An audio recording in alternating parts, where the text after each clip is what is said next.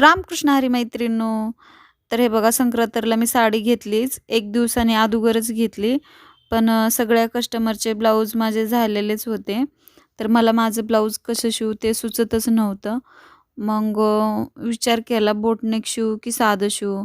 आणि आजकाल सगळे बोटनेक शिवायलेत ना, मग ते छान पण वाटत होते.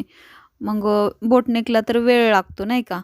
म्हटलं जाऊ द्या, सगळ्यांचे आपण एवढे छान-छान शिवतो. आपण आपल्यासाठी शिकलोय म्हणल्यास आपण नको का थोडासा वेळ घ्यायला आपल्यासाठी? म्हणून मी रात्री 1 वाजेपर्यंत ब्लाऊज पूर्ण तयार करत बसले, शॉप बंद करून. कारण मार्केटला 12 पर्यंतच असतं ना, 12च्या नंतर नाही चालू देत.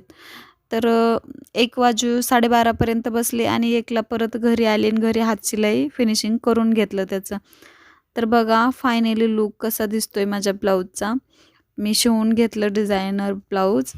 त्याला अशी मण्यावाली लेस लावली आणि बॅकला पण बोटनेक केलाय आणि वेगळं काहीतरी म्हटलं लूक आपल्यासाठी पण छान दिसला पाहिजे की नाही संक्रांतीला.